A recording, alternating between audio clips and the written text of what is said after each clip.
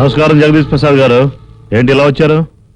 మీతో ఒక ముఖ్యమైన విషయం మాట్లాడదామని. రండి మాట్లాడదాం.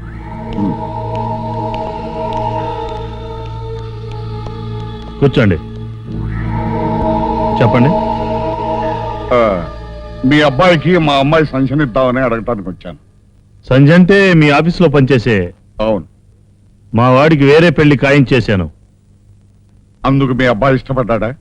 ఈ ఇంట్లో నా ఇష్టమే ముఖ్యం. మీ అబ్బాయి మా సంచన ప్రేమించాడు. ఇద్దరూ పరస్పరం ఇష్టపడ్డారు. వాళ్ళు ఎంత కట్నం ఇస్తానంటే నేను అంతకంటే ఎక్కిస్తాను. ఎంత కావాలో అడగండి. ఎంతైనా ఒప్పుకున్న సంబంధాన్ని వద్దనడం మా ఇంటా వంట లేదు. ఒక్కసారి ఆలోచించండి. ఇష్టపడిన పెళ్లి చేస్తే ఆ అబ్బాయి అమ్మాయి ఇద్దరూ సుఖపడరు. ఇష్టపడిన వీళ్ళిద్దరూ పెళ్లి చేస్తే వీళ్ళిద్దరూ సుఖపడతారు. మా పిల్లల కష్ట సుఖాల గురించి బయట వాళ్ళ సలహా మాకు అక్కర్లేదు. ఇక మీరు వెళ్ళొచ్చు. పరాయి వాడిగా కాదు, శ్రేయోభిలాషిగా చెప్తున్నాను. సంజయ్ ఇంటి కోడలవటం మీ అదృష్టం. పెళ్లి కాక ముందే మగాళ్ళతో విచ్చలవిడిగా తిరిగి ఆ పిల్లను ప్రేమించటం వాడి దురదృష్టం. సంబంధం కోసం వస్తే కారుకోతలకు వస్తావా? ఇప్పుడే నీ కళ్ళ ముందే నీ కొడుకు తీసుకెళ్లి తను ప్రేమించిన మా అమ్మాయితో పెళ్లి తడిపిస్తాను. ఏం చేసుకోవడం చేసుకో. ఆనంద్ వెళ్దాం. ఆనంద్, జగదీష్ ప్రసాద్, నా ముందే నా కొడుకుని తీసుకెళ్తావా? చూస్తారా? సాబ్ కళ్ళు తిరిగి పడిపోయారట. రాజా గారు ఫోన్ చేస్తే పెద్దమ్మ గారు హాస్పిటల్ తీసుకెళ్లారు సాబ్.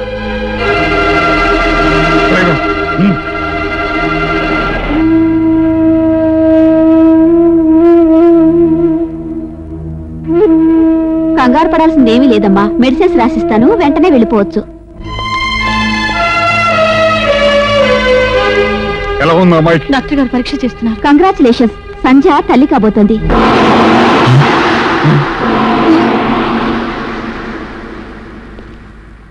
తొందరపడ్డా ఆనంద్. తొందరపడింది నేను కాదు, మీ అక్క. ఎవరితో తొందరపడిందో మీ అక్కనే అడుగు.